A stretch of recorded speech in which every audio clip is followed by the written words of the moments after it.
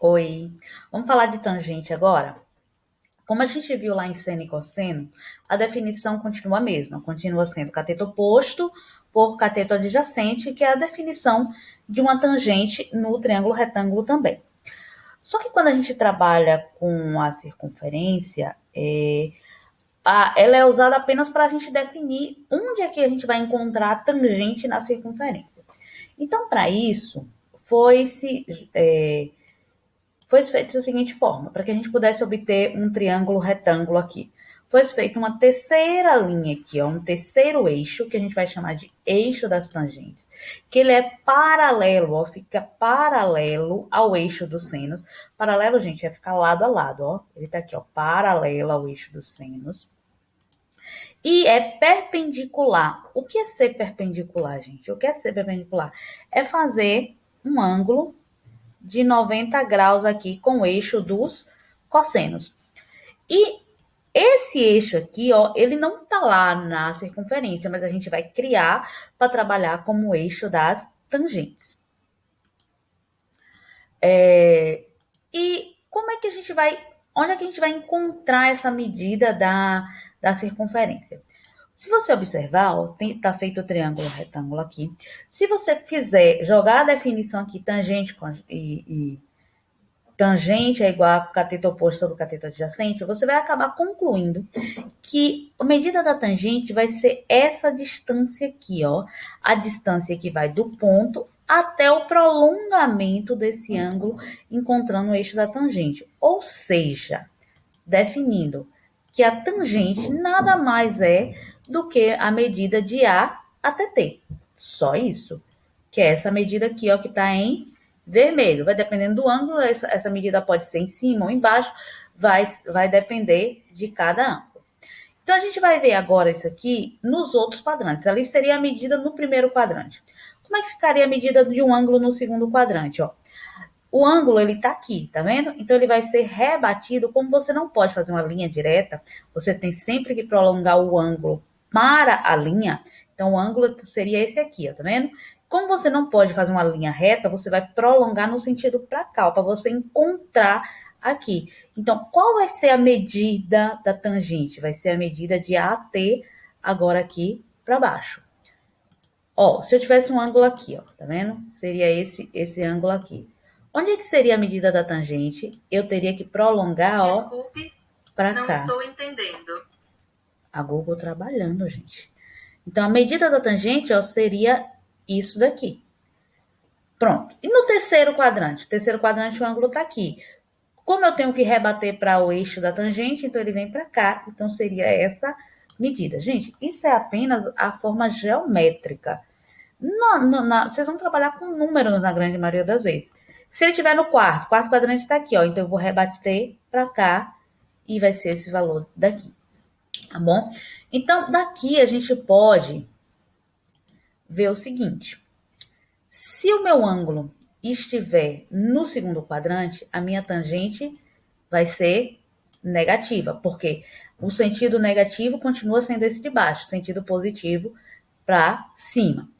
Se estiver no terceiro quadrante, o sinal vai ser positivo. Então, aqui é negativo, aqui é positivo. E no quarto vai ser negativo. No primeiro, a gente já viu que seria positivo. Então, para a tangente, os sinais seriam positivo, negativo, negativo. Que vocês vão acabar usando e vão usar pouco, mas é só lembrar que vai rebater aqui, ó, na reta da tangente, no eixo das tangentes. Tem alguns exemplos aqui, tem algumas observações, na verdade, não são exemplos. A gente tem dois ângulos que são especiais na tangente pelo seguinte fato. Se a gente pegar o ângulo aqui de 90 graus, que é π sobre 2, se você tentar rebater ele para a reta da tangente, ó, é porque rebater é levar direto, tá vendo? Tanto para cima como para baixo, no caso aqui seria para baixo.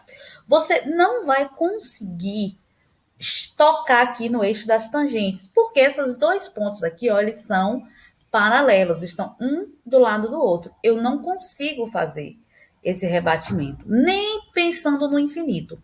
A mesma coisa aqui com π 3π sobre 2, que é 270 graus. Se eu tentar rebater, ó, ele também não vai tocar no eixo das tangentes. Então, o que é que se aconteceu? O que é que se diz? Que não se define a tangente de π sobre 2, nem a tangente de 3π sobre 2. Ou seja, a gente não tem um valor numérico para a tangente, porque eu não consigo colocar nenhum pedacinho aqui, ó. Eu não consigo achar nenhum pedacinho no eixo das tangentes. Então, você não consegue ter nem o valor da tangente de π sobre 2, nem na tangente de de 3π sobre 2. Então, se eu perguntasse qual a tangente de π sobre 2, você teria dito, não se define esse valor. Só isso que seria a resposta. Qualquer outra resposta é errada, porque zero é um número, então eu não posso colocar como zero. Outra observação importante. As tangentes de zero, do ângulo de zero, ou de π, ou de 2π, interceptam o eixo da tangente em sua origem. Assim, a medida de AT é zero. E a tangente de zero é zero, a tangente de π é zero e a tangente de 2π é zero. Ou seja, ó, se você pegar qualquer um desses ângulos aqui, ó, π, zero ou 2π. Zero aqui não, aqui é a origem. Se você notar, qualquer lugar que você for rebater ele aqui, ó, em qualquer sentido, vai estar sempre aqui, ó, na origem. E quando a gente vê na origem, a mesma coisa que a gente viu no seno, quando rebatia no centro aqui, ó, o que acontecia? Era zero? Era zero. Então, as tangentes de zero, de π e de 2π, e de todas as suas variações, de todos os seus côngruos, também são zeros. Também será zero o valor da tangente. Essa informação foi essa informaçãozinha aqui é bem importante para vocês. Quando a gente trabalha com seno e cosseno, a gente sempre limita o seno e o cosseno entre 1 e menos 1, que são os valores limites, né? Só que quando a gente trabalha com a tangente, isso não acontece. É a pergunta: é verdade que a tangente de um ângulo possui valor mínimo menos 1 e valor máximo igual a 1? Falso. Porque ela vai ter valor máximo, ela vai ter valor 1 quando o ângulo for de 45 graus, que é esse aqui.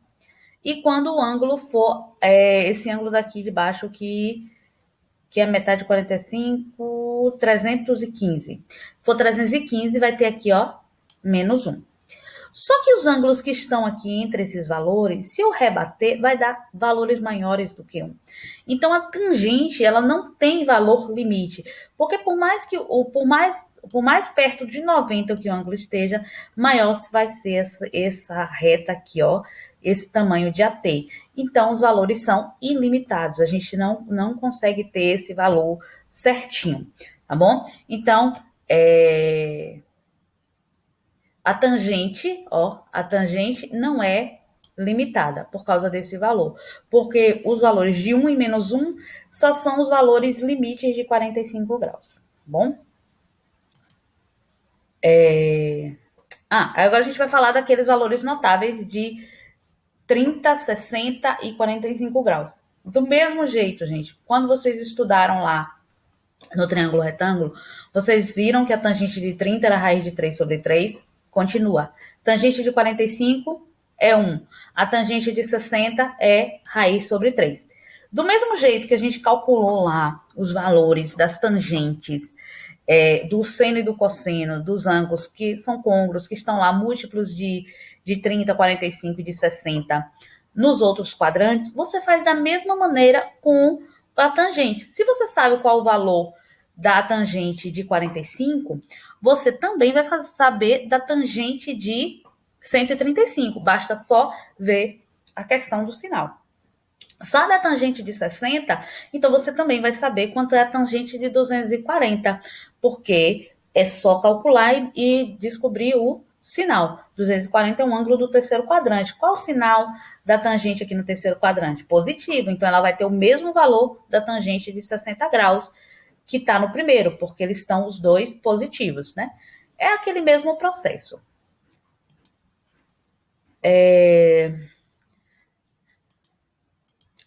Na circunferência trigonométrica, A partir da tangente de π sobre 4 é um exemplo, gente. Vamos encontrar os valores da tangente de 3π sobre 4, de 5π sobre 4 e 7π sobre 4, que é o que eu estava falando ali. Observe as congruências dos ângulos. Se você observar, ó, o primeiro ângulo, 3π sobre 4, ele está aqui, ó, no segundo quadrante.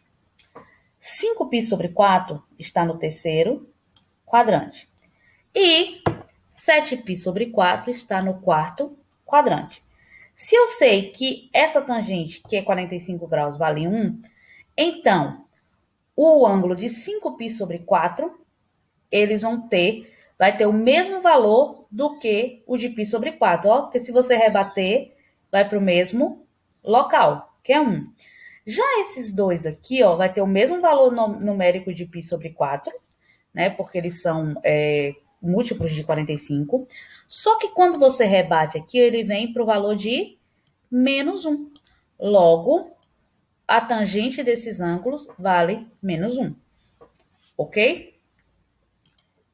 E para encerrar, esse último exemplo aqui. Qual o valor da tangente de 13π sobre 4? Gente, a primeira coisa que vocês têm que descobrir, quanto é que vale 13π sobre 4?